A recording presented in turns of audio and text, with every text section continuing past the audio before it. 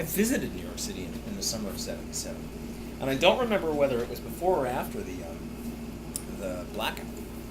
But I do remember two things: going to Yankee Stadium before it was renovated. Pretty cool, right?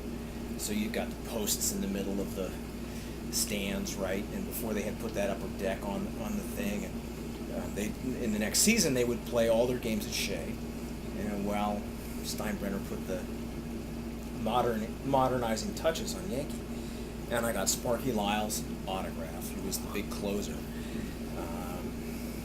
Guidry was still pitching for the Yanks.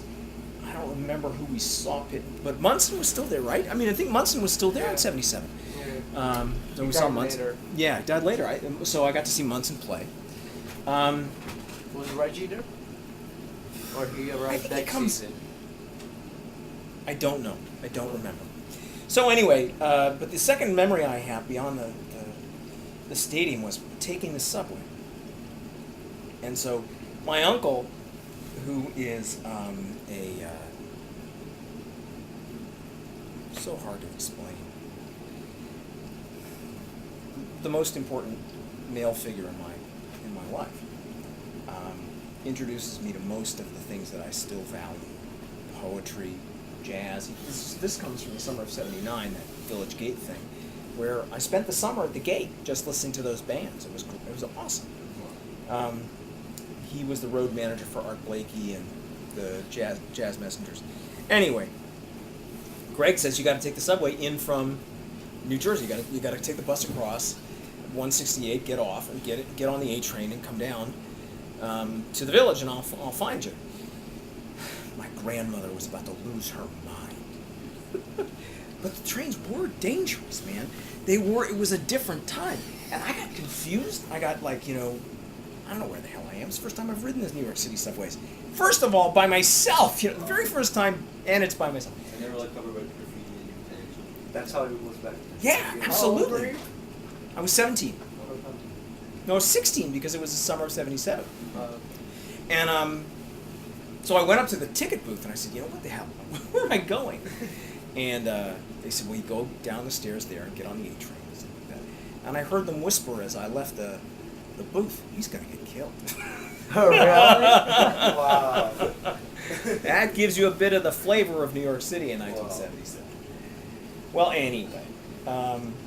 So this was the era of Studio 54 and disco and cocaine and the emergence of hip-hop, right?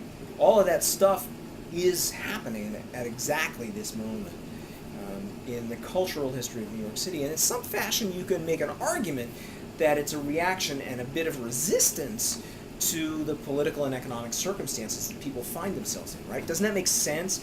Yeah. If you can't afford to go buy the vinyl records, what are you going to do? Well, you hire a guy who's a dub expert, right? He's going to have 2 turntables and a microphone, as the old song went.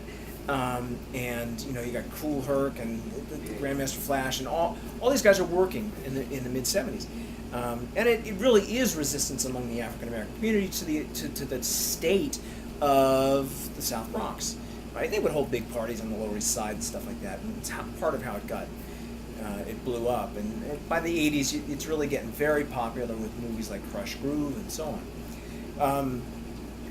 But the point I'm making is that we can paint New York City as a dying city, and rightly, but there's also this flowering of culture, of popular culture, of culture created and driven by the people who live here, that has actually shaped our lives since then. You think of rave music, you think of house music. I don't know if any of you guys are into house. But what is that except you take some of the basic roots of disco, you modify it, and you make it a lot longer, right? And you find a groove, and you work the groove for a long time. It has its origins in the disco clubs that were around in the 1970s. If you love hip hop, you understand too that Jay-Z is not explainable without the financial crisis of the 1970s, if that makes sense to you, right? The Marcy sucked by the 1970s. The Marcy projects were as dangerous as could be by the 1970s, and people had to make a living, you know? So if you go over there today, and I mean this quite literally, and I have been over there in the last 6 months, you know, you'll see drug deals happening out in front of the steps. Okay, that's the Marcy, that's, you know, the neighborhood.